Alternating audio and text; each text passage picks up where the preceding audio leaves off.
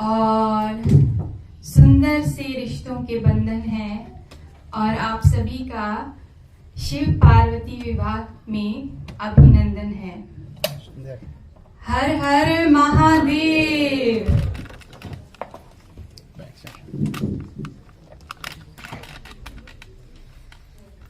वैसे तो हम बहुत सारी प्रेम कथाएं सुनते हैं, बट शिव पार्वती की जो प्रेम कथा है वो शायद इस पृथ्वी की सबसे पुरानी और सबसे रोचक प्रेम कथा होगी।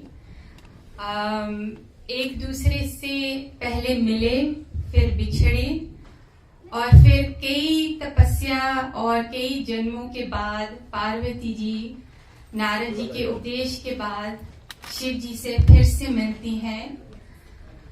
और ये जान के बहुत ज्ञान भी मिलता है कि उनकी कथा में बहुत सारे ऐसे संकेत हैं जो हम अपने जीवन में भी उतार सकते हैं।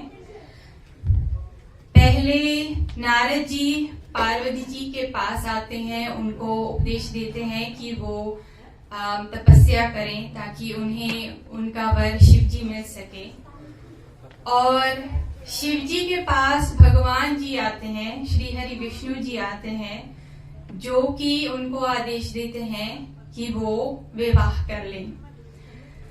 तो इसमें से ही हम ऑलरेडी देख सकते हैं कि श्रद्धा अगर हो, जैसे पार्वती जी की श्रद्धा थी, उन्होंने नारद जी का उपदेश सुना, उनका पालन किया, तो उनको उनके गुरु के वचनों के अनुसार शिव जी प्राप्त हुए। और शिव जी जो है उन्होंने भगवान का आदेश स्वीकार किया और वो गृहस्थ जीवन में प्रवेश किए। तो ये जो जीव और परमात्मा का मिलन भी है वो भी गुरु के बगैर संपन्न नहीं हो सकता। नारद जी ने यहाँ गुरु का रोल प्ले किया और भगवान तो खैर सबसे पहले सबसे उच्च स्थान में है ही। तो हमारे जीवन में भी जब हम श्रद्धा रखते हैं तो गुरु का आना बनता है। गुरु आते हैं, वो हमें और आध्यात्मिक मार्ग में चलने का रास्ता बताते हैं। और जब विश्वास अटूट हो भगवान में, तो भगवान भी स्वयं अपने भक्त के पास आते हैं। सबसे पहले ये सीखा, उसके बाद पार्वती जी जो है वो हिमालय पुत्री हैं, पर्वत पुत्री हैं। पर्वत अवचल होते हैं, शास्त्रों में कहते हैं वो चल नहीं सकते, वो एक ही जगह पर स्थिर हैं। ऐसे ही अगर हमारी श्रद्धा भी एक ही जगह स्थिर रहे तो भगवान स्वयं चलकर आते हैं, जैसे शिव जी पार्वती जी के पास चलकर आई। तो ऐसे ही और भी संकेत हैं इस कथा में। बहुत रोचक कथा है, इसमें बहुत सारा सस्पेंस है, बहुत सारा प्रेम है। और आप अगर इसे ध्यान से सुनेंगे तो आप भी कहेंगे कि इससे बढ़िया प्रेम कथा कोई हो ही नहीं सकती। तो सबसे पहले भगवान जी शिव जी के पास आते हैं और वो शिव जी से कहते हैं कि अब आपसे निवेदन है, हाथ जोड़कर, जैसे ये हाथ जुड़ गए हैं, आप भी अब भवानी से एक ही थे, बट अब आप विवाह करके उनके साथ जुड़ जाइए। तो शिव जी कहते हैं, अरे भगवान जी, आपके लिए तो हम इतने सालों से तपस्या कर रहे हैं, आप क्यों चल कर आए, हमें कह दिया होता हम आ जाते। तो फिलहाल भगवान जी कहते नहीं, फिलहाल आप सिर्फ मेरे इस वचन का पालन कीजिए, आप विवाह कर लीजिए। तो शिव जी थोड़े से उदास होते हैं कि मैं कहाँ इस संसार में फंसूं, मैं मैं विवाह कैसे कर सकता हूँ, मुझे तो आपकी भक्ति करनी है। पर फिर वे सोचते हैं कि ये भगवान का आदेश है, तो मैं उस आदेश से पीछे नहीं हट सकता। तो जैसे शिव जी सोच रहे हैं और उन्होंने हाँ कह दिया, तो उनके जो रुद्रगण हैं, उनके जो साथी हैं, जो उनके साथ रहते हैं, वो कहते हैं भगवान जी आप तो आपके पास तो कोई घर ही नहीं है, आपने हाँ तो बोल दिया, अब आप विवाह कर भी लेंगे तो आपको कोई चिंता नहीं है कि मैं मतलब कैसे अपना संसार बनाऊंगा। तो उन्होंने बस यही की बात कही कि चिंता तो उन्हें होनी चाहिए जिनके पास घर हो, कि अब घर में सामान खत्म हो गया, अब ये करना है वो करना है, मेरे पास तो कुछ भी नहीं है, मैं क्यों चिंता करूं। और मेरे साथ तो वो स्वयं खड़े हैं, उन्होंने अगर आदेश दिया है तो कुछ ना कुछ सोचकर ही दिया होगा। तो उन्होंने कहा आपके तो आगे पीछे नहीं कोई, आपके फैमिली मेंबर्स, आपके कोई रिश्तेदार जो आपके विवाह में आएंगे।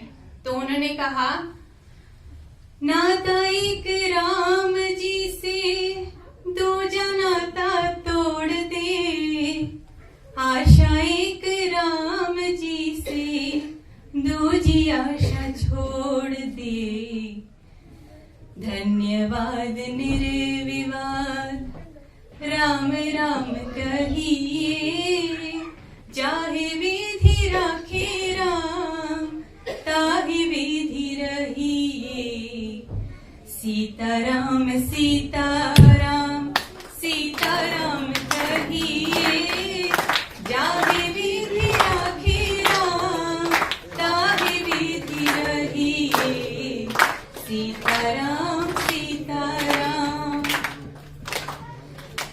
तो ऐसे उन्होंने कहा जब मैंने सब कुछ उन पर छोड़ ही दिया है तो उन्होंने कुछ सोचकर ही बोला होगा, तो आगे का भी वो ही देख लेंगे। ऐसे हमें भी अपने जीवन में यही सोचना चाहिए, यही अटूट विश्वास होना चाहिए कि नहीं, अगर भगवान में विश्वास है तो वो हमारी सहायता करेंगे, जो हमारे लिए उचित है वो ही करेंगे। और ये विश्वास अगर नहीं टूटेगा तो भगवान अवश्य ही आएंगे। तो ऐसे उनके विवाह की तैयारी शुरू होती है और जो रुद्रगण हैं उनका श्रृंगार शुरू करते हैं। तो हमारे भोले बाबा तो सभी के प्रिय हैं और सबसे सुंदर भी हैं, सबसे डिफरेंट भी हैं देखने में। तो उन्हें और श्रृंगार करके उनको लगा कि मैं और क्या श्रृंगार करूंगा। तो उनके रुद्रगण कहते हैं अरे भगवान जी आपका विवाह हो रहा है तो एक मुकुट तो बनता है। मुकुट? अच्छा कौन सा मुकुट होगा? तो उन्होंने बोला स्वर्ण मुकुट पहन लीजिए भगवान जी, आप पर बहुत अच्छा लगेगा। तो उन्होंने बोला देखो स्वर्ण मुकुट में ना एक प्रॉब्लम है, स्वर्ण मुकुट जिसके सर पर होता है उसे अभिमान भी होता है और जिसके सिर पे नहीं होता उसको ईर्ष्या होती है। तो मैं ऐसी वस्तु क्यों डालूं जिससे मुझे अभिमान हो और दूसरे को ईर्ष्या हो। तो ऐसा करते हैं आप मुझे सर्पों का मुकुट पहना दीजिए। सर्पों का मुकुट ये कैसे होगा? सर्पों का मुकुट पहनने के मतलब है कि सर्प जो है वो काल का प्रतीक है। अगर वो मेरे सर पर रहेगा तो मैं संसार में जा तो रहा हूं पर मुझे हमेशा ये ध्यान रहेगा कि मुझे भी इस काल से बचना है, तो मैं उस संसार में फंसूंगा नहीं। तो इसीलिए मेरे लिए यही मुकुट उपयुक्त है। अच्छा भगवान जी, तो मुकुट तो सर्पों का पहन लिया, अब सेहरा डाल लीजिए, तब आप दूल्हा लगेंगे। तो अच्छा, सेहरा डालना जरूरी है। अच्छा, तो आप मेरा सेहरा भी सर्पों का ही मुझे पहना दीजिए। सर्पों का सेहरा होगा तो मेरे लिए उचित होगा। इस विवाह में मेरे लिए यही आउटफिट अच्छा है। अच्छा भगवान जी, तो अब आपके कपड़े, दूल्हे के कपड़े भी होते हैं, आपने ऊपर का सोच लिया, अब नीचे का क्या? तो उन्होंने वो शेर की खाल पहन ली। शेर की खाल का मतलब यहाँ क्या है? शेर की खाल होती है, शेर जो होते हैं वो अपने जीवन में बहुत दहाड़ते हैं, बहुत आवाज करते हैं, और जब वो मरते हैं तो उनका ये हश्र होता है कि उसकी स्किन शरीर पर यूज होती है। तो इससे हम ये समझ सकते हैं कि अगर आपकी जिंदगी में कोई ऐसे इंसान है जो अपने आप को बहुत कुछ समझते हैं, बहुत एरोगेंट हैं, बहुत ही अहंकारी हैं कि मैं ये हूं, मैं वो हूं, तो आगे से अगर आपको ऐसे इंसान मिले तो आप बस ये सोचिएगा कि आई विश कि बस आपको शिव जी मिल जाए, तब मैं देखूंगा आप कितना धारते हैं। क्योंकि शिव जी ऐसे इंसानों का ये हश्र करते हैं कि वो उनको पहन लेते हैं कि यही आपकी जगह है, अपनी भुजाओं पर पहनते हैं उन्हें। तो रामचरितमानस में ये आता है, शिव ही शंभो गण कर श्रृंगारा,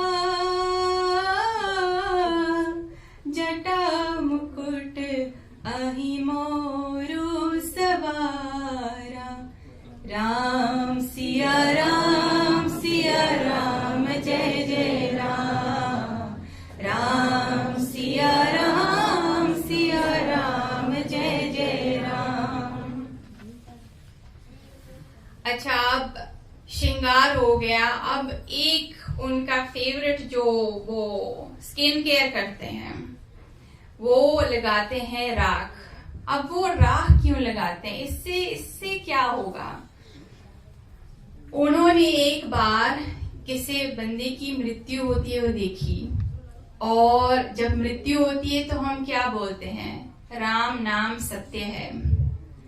उन्होंने देखा, अरे इस बंदे की मृत्यु होने पर कोई राम का नाम ले रहा है, इससे तो मैं अपने पास रखूंगा। तो वो उन्होंने उसकी जो राख है अपने तन पर मल्ली कि ये मेरे प्रभु का नाम लेने में इसका उपयोग हुआ, तो मैं इससे इतना प्रेम करता कि मैं इसको अपने शरीर पर डालता हूँ। ये आप सोचिए, अगर वो मृत्यु होने पर जिसने शायद कई पाप भी किए हों, तब भी वो एक बार राम जी का नाम सुनकर उन्होंने अपने शरीर पर डाल ली वो राख। तो अगर आप प्रेम से उनका नाम लेंगे, राम जी का नाम लेंगे, तो सोचिए वो आपसे कितना प्यार करेंगे। ऐसे भोले हैं हमारे भोलेनाथ। और अंत में जब उनका श्रृंगार हो गया तो वो बैठते हैं बैल पर। अरे प्रभु, लोग तो विवाह में किराए की गाड़ी भी ले लेते हैं, आपने बैल क्यों चुना? तो उन्होंने बोला, जो किराए का होता है वो वापस भी देना पड़ता है, मैं अपनी चीज वापस नहीं देने वाला, फिर वो मेरी कहाँ रही, फिर मैं भी उनके जैसा हो जाऊंगा। इसीलिए मेरे प्रतीक इस बैल से ही है। बैल जो होता है वो हमारे शास्त्रों में धर्म का प्रतीक है। तो मैं अगर बैल पर बैठूंगा तो मैं धर्म के मार्ग पर ही चलता रहूंगा। अब बैल पर बैठ के, पर उल्टे बैठे, दूल्हा अगर जा रहा है अपनी बारात में, वो उल्टा बैठ रहा है।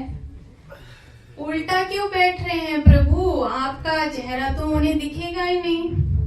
उन्होंने कहा, अगर मैं सीधे बैठा तो मैं धर्म के ऊपर बैठकर संसार में फंसने जा रहा हूं, इसीलिए मैं उल्टा बैठूंगा ताकि मैं उस संसार से मुख परे ही रख सकूं।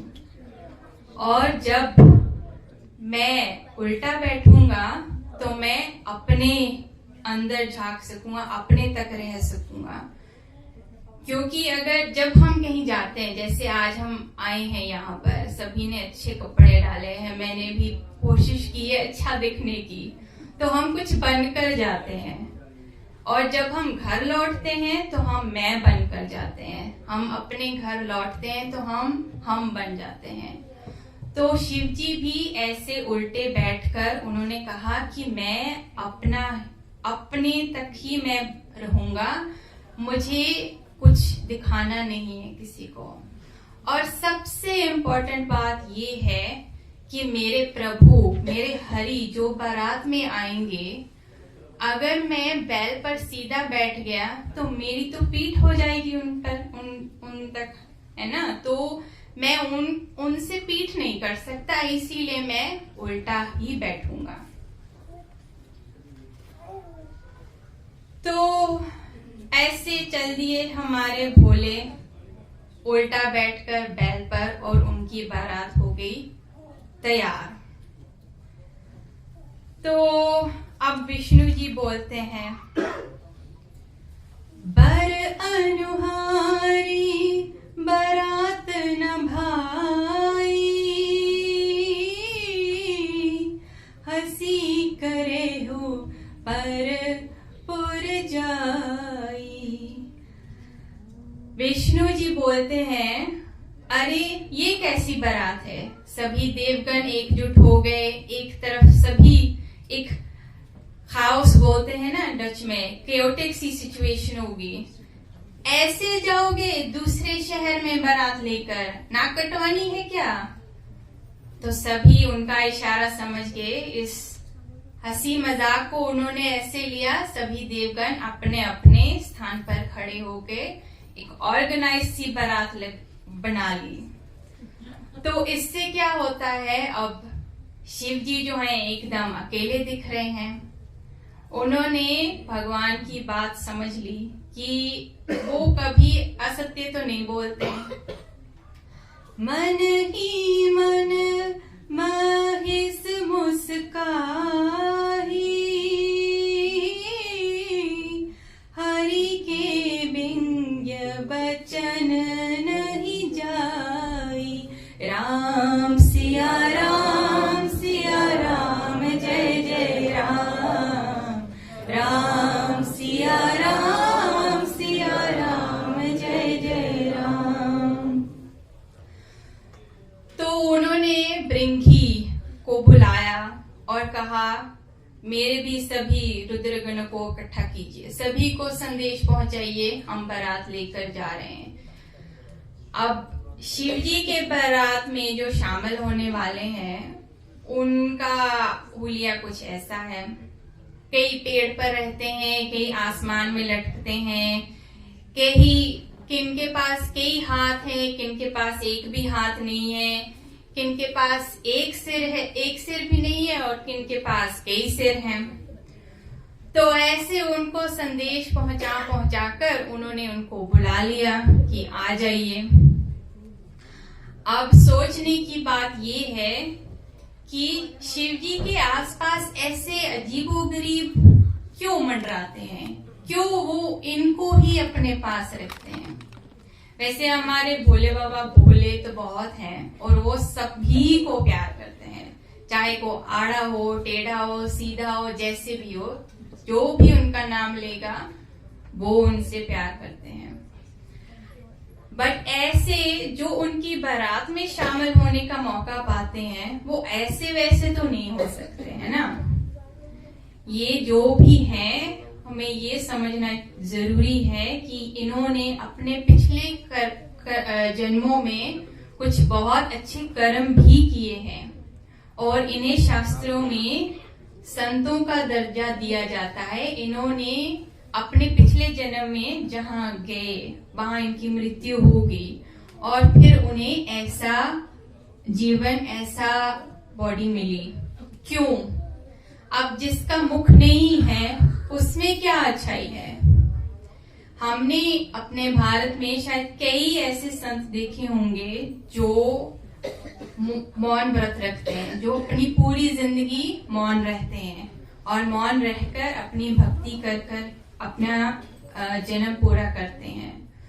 तो जिन्होंने पूरी जिंदगी कुछ बोला ही नहीं, तो उनको ऐसी बॉडी मिल गई जिनका मुख नहीं है।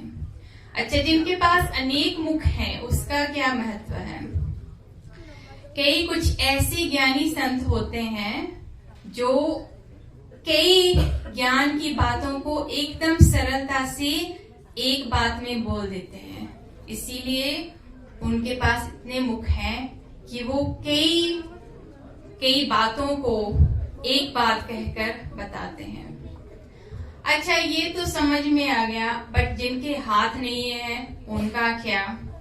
उन्होंने ये समझा कि ये जो हमारी शरीर है, हमारी देह है, ये हमारी देह नहीं है, हम एक आत्मा है, हमें ये शरीर नहीं बनना है। तो इसीलिए उनके हाथ पैर नहीं दिए। और जिनके अनेकों हाथ हैं वो कहते हैं कि हमें इतनी सेवा करनी है भगवान की कि हमारे ये 2 हाथ 2 पैर ये भी कम पड़ते हैं, इसीलिए उनको कई हाथ दिए गए। तो ऐसे कर कर भगवान शिव जी की जो बारात में आए हैं वो उनके पुराने भक्त हैं, संत हैं, और वो अब ऐसे बनकर आ रहे हैं। अच्छा, तो अब शिव जी की बारात तो तैयार होगी, बट हम सभी जानते हैं कि आगे क्या होने वाला है। जिन्होंने कथा पहले सुनी है, अब सबसे रोचक बात होने वाली है, क्योंकि अब दूल्हे का जो है और उसकी बारात का जो है सामना होने वाला है अपने ससुराल से। ससुराल में क्या चल रहा है? ससुराल में तैयारियां चल रही हैं और ससुराल वाले जो हिमावन है, जो उनकी धर्मपत्नी मैना है, वो तैयारियों में लगे हुए हैं। खूब मंगल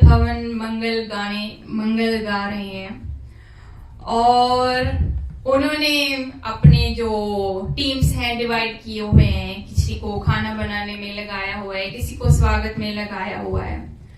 तो अब जो है ये बारात चलकर आ रही है और कुछ जो है वो बाराती लड़की वालों के साइड से हैं, कुछ वैसे ही ऐसे जैसे हम बेगानी शादी में अब्दुल्ला दीवाना हो जाते हैं, बारात देखते हैं दूर से, ये किसकी बारात है, कैसी बारात है। तो अब ये बारात जो चलकर आ रही है तो वो देख रहे हैं और विष्णु जी आगे चल रहे हैं। तो एक दूसरे से पूछ रहे हैं, अच्छा ये दूल्हा है? तो विष्णु जी बोल रहे हैं, नहीं मैं दूल्हा नहीं हूँ, दूल्हा तो पीछे आ रहा है। अच्छा, दूल्हा पीछे आ रहा है। तो आते हैं बारात, जो विचित्र प्राणी है उनको देखते हैं, दूल्हे को देखते हैं और वहीं पर सब धरे के धरे रह जाते हैं। ऐसे दुमदुमाकर भागे, खासकर कि जो बच्चे थे वहां पर, वो तो डर के एकदम अपने घरों में बंद हो गए। अरे मम्मी पापा, ये क्या देख लिया हमने, ये क्या हुआ बेटा, ऐसे क्यों दौड़ कर आ रहे हो? नहीं, आप ही बाहर मत जाओ, बहुत गंभीर, बहुत ही डरावनी स्थिति है, आप प्लीज बाहर मत जाइए। जिसने भी ये बारात देख ली उसका तो बहुत बुरा हाल होने वाला है, बाहर बहुत डेंजर है। ऐसे कैसे कह रहे हो? अरे दूल्हा, आप नहीं समझोगे मम्मी पापा, हमने क्या देखा। फिर वो बताते हैं मम्मी पापा को। गई भवन पूछहि पितु माता, कही बचन भय कंपित गाता। जो जियत रही बरात देखत, पुण्य बरते ही कर साही। जिसने भी ये बारात अपनी आंखों से देखकर और उसे सरवाइव कर लिया, वो बहुत सौभाग्यशाली होगा, क्योंकि ऐसी बारात देखना हमारे बस की बात नहीं है। तो फिर उनके जो मम्मी पापा हैं, उन्होंने समझाया, अरे बेटा ये शिव जी की बारात है, शिव भगवान जो हैं वो ऐसे ही हैं और डरने की कोई बात नहीं है। आओ चलकर विवाह और बारात को देखते हैं। अच्छा, तो वापस चलकर हम मैना जी के पास पहुंचते। मैना जी जो पार्वती जी की माता हैं, वो एकदम खुशी अपनी तैयारियों में लगी हुई हैं और आरती की तैयारी कर रही हैं शाम की। और जो उनकी सहेलियां हैं वो मंगल गीत गा रही हैं। मैना सुबह आरती सवारी, संग सुमंगल गावही नारी। राम सिया राम जय जय राम, राम सिया राम जय जय राम। अच्छा, मैना जी बिजी हैं तो उनके पास नारद जी आते हैं। नारद जी वो है जो इस कथा में अहम भूमिका निभा रहे हैं। आप सुनिए कैसे, क्योंकि सबसे पहले उन्होंने ही पार्वती जी को उत्साह किया कि आप तपस्या कीजिए, आपको आपका वर मिलेगा। तो अब उनकी माता जो है नारद जी से कहती हैं, अरे नारद जी, आपका मैं कैसे एहसान चुकाऊं, आपका बहुत बहुत धन्यवाद। आपकी वजह से आज मेरी पुत्री का विवाह हो रहा है। अच्छा, नहीं माता जी, ये तो आपकी पुत्री है, इतनी सौभाग्यशाली, ये तो ऐसे ही होना था। अच्छा, तो धीरे धीरे बारात आ रही है तो मैना जी ने देखा विष्णु जी को पहले। अच्छा, ये दूल्हा है। अरे माता, छोटी बात कर दी आपने, ये तो दूल्हे के मिलने जुलने वाले मित्र हैं। अच्छा, ऐसे मित्र हैं उनके, तो दूल्हा कैसा होगा? वाह नारद जी, बहुत बहुत धन्यवाद। फिर आते हैं इंद्रदेव जी। अच्छा, ये दूल्हे हैं। अरे माता, छोटी बात क्यों करती हो, ये तो उनको पानी पिलाने वाले हैं। अच्छा, दूल्हे ने ऐसे पानी पिलाने वाले रखे हुए हैं। वाह क्या बात है नारद जी, आपका उपकार बहुत है, धन्य हो हम धन्य हो गए। अच्छा माता, अब ये आप ऐसे सोचते रहें तो कहें, इंसान भूल जाते हैं अच्छी बात होने के बाद। नहीं नहीं नारद जी, हम आपका एहसान कभी नहीं भूलेंगे, आपका बहुत बहुत धन्य हो। तो नारद जी ने सोचा, अब आने वाले हैं शिव जी, अब मैं यहाँ से खिसकता हूँ इससे पहले कि मुझसे और कोई सवाल पूछ लें। तो नारद जी ने मैना जी से कहा कि अगर आपकी इजाजत हो तो मेरे को, आप जानते हैं बहुत सारे जानने वाले हैं, तो मैं यहाँ से चलता हूँ। जी जी नारद जी, आपका बहुत बहुत धन्यवाद, हम देख लेंगे, अब दूल्हे को हम देख लेंगे। और भाई वहीं आते हैं शंकर भगवान जी, और मुनिवर जो हैं वो कहते हैं शंकर जी तो उल्टे बैठकर आ रहे हैं। तो उन्होंने कहा कि आप पहले नंदी जी की पूजा कीजिए, क्योंकि नंदी जी का मुख दिख रहा है। अच्छा, ये भी होगा, हम कर देते हैं, आरती कर देते हैं। चलो, नंदी जी की आरती हो गई। शंकर भगवान जी मन ही मन सोच रहे हैं कि अच्छा हुआ, नंदी जी की तो पूजा होगी, अब मेरा जो होगा वो देख लेंगे। तो अब दूल्हे की पूजा करनी है, तो पूछा गया दूल्हा जी आप प्लीज अपने आप को टर्न तो कीजिए, हम आपका सुंदर मुख देखें। तो फिर वहीं जब शंकर भगवान जी ने अपना मुख दिखाया तो मैना माता जी इतनी डरी, उनके जो हाथ से आरती की थाली गिर गई और कलश में जो जल था वो भी गिर गया। अरे बाप रे, ये दूल्हा है। सभी डरकर अंदर भाग गए, सभी जो स्त्रियां थी। अब जो रुद्रगण थे शिव जी के, वो शिव जी की ओर देखकर मुस्कुरा भी रहे हैं और दुखी भी हो रहे हैं कि ये क्या कॉमेडी हो गई। अरे भगवान जी अब घर चलें? घर चलें? क्यों घर चलें?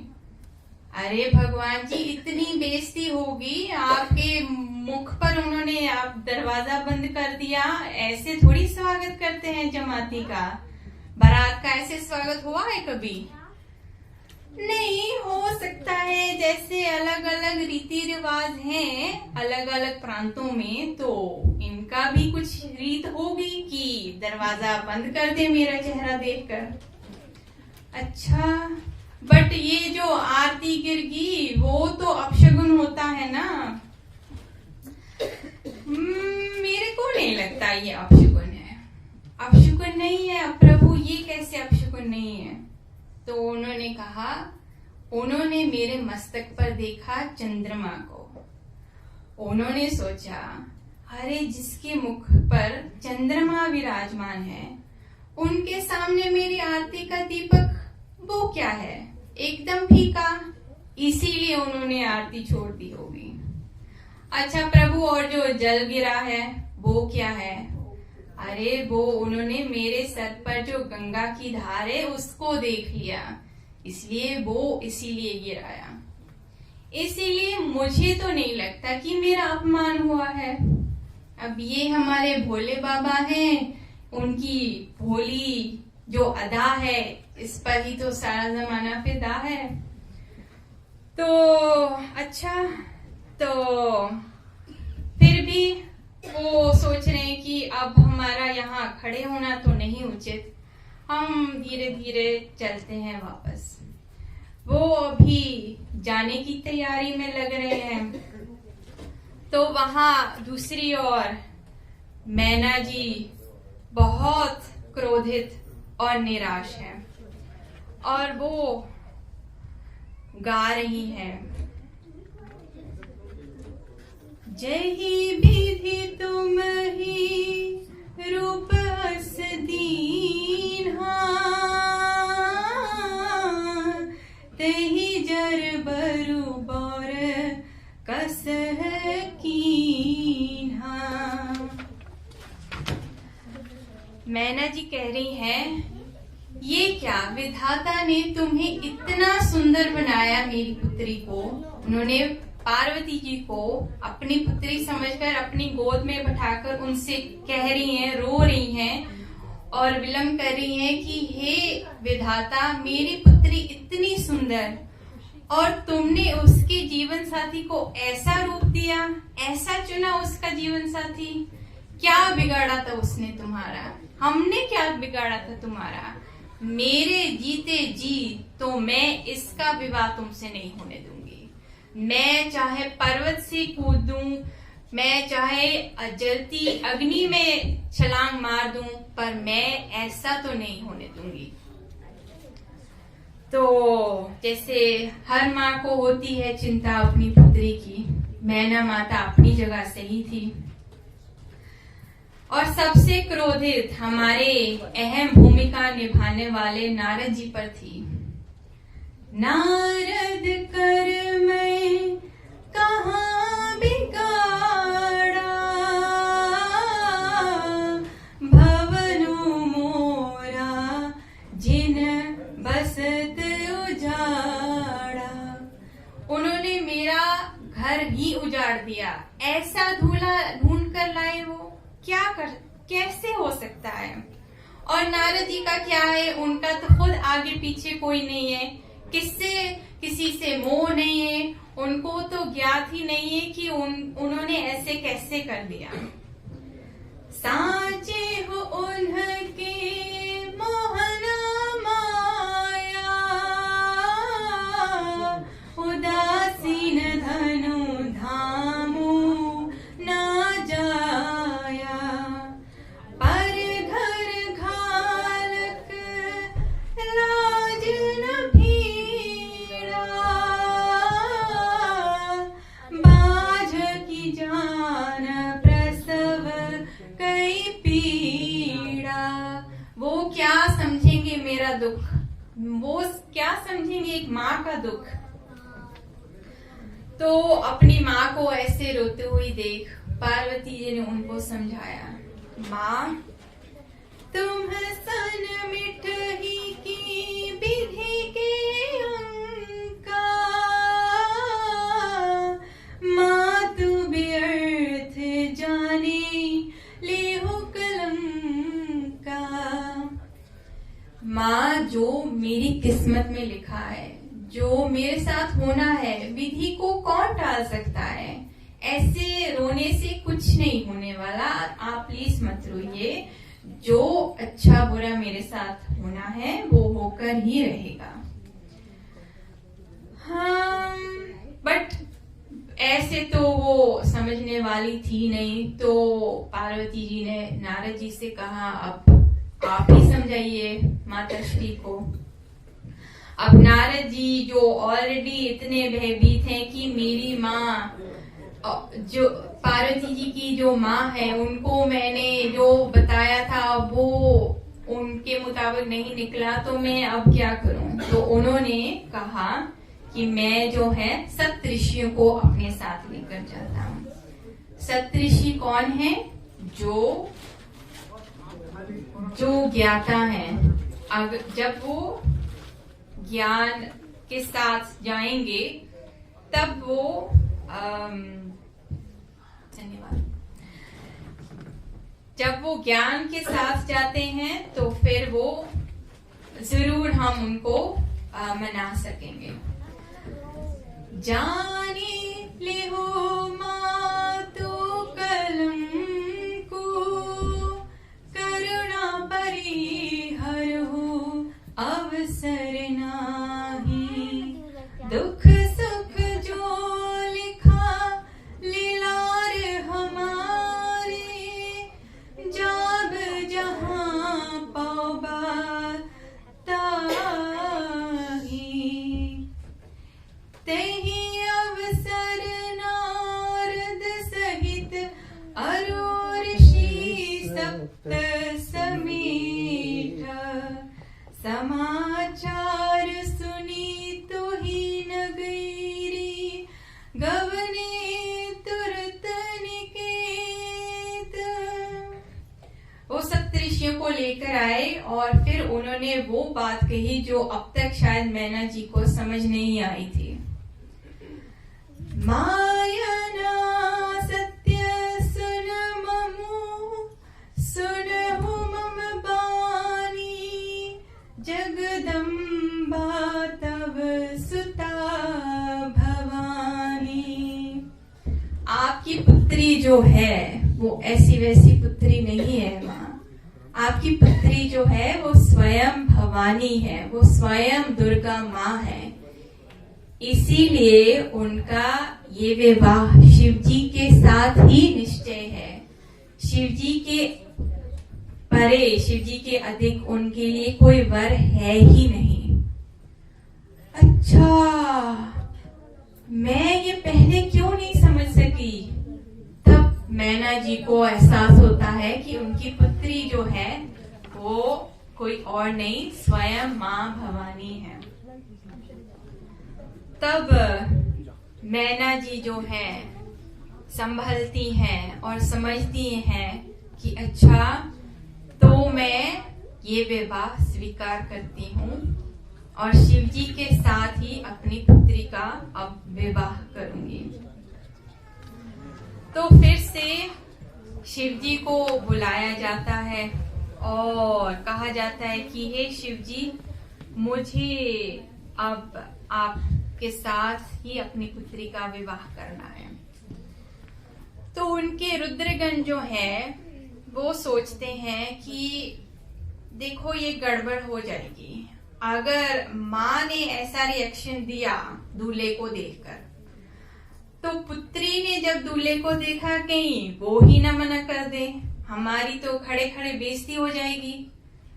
तो हम ऐसे नहीं जाएंगे। अब हम ऐसे करते हैं कि पहले भोजन की व्यवस्था की जाए।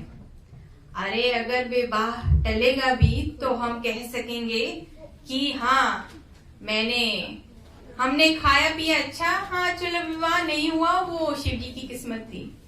हमारा पेट भरना चाहिए पहले। जैसे हम भी कहीं विवाह पर जाते हैं तो पहले कहते हैं पहले पेट पूजा फिर काम दूजा।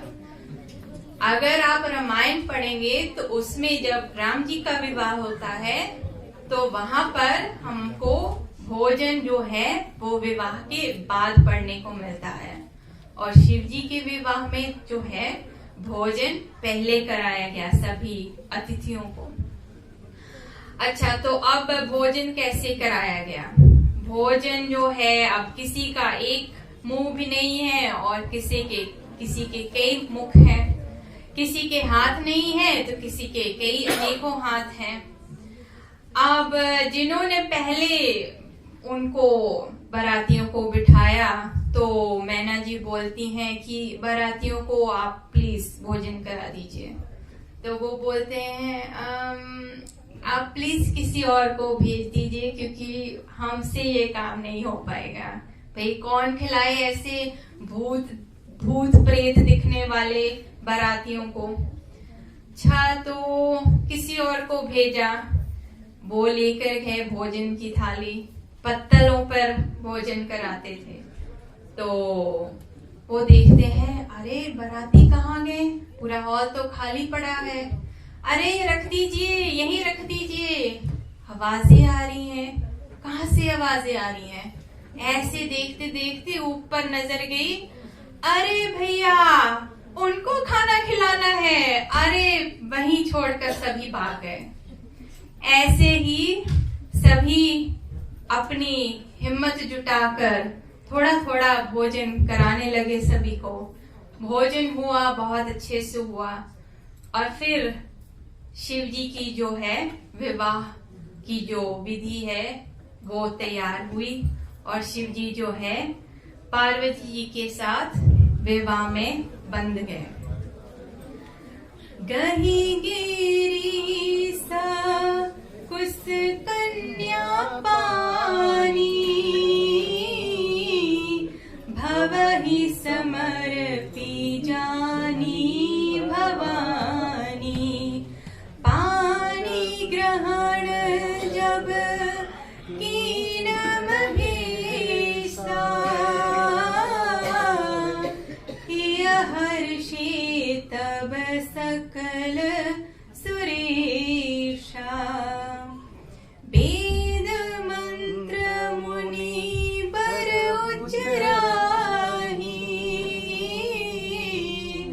जय जय जय शंकर सुर कराही। राम सिया राम सिया राम, जय जय राम। राम सिया राम सिया राम, जय जय राम। राम सिया राम सिया राम, जय जय राम। राम सिया राम सिया राम, जय जय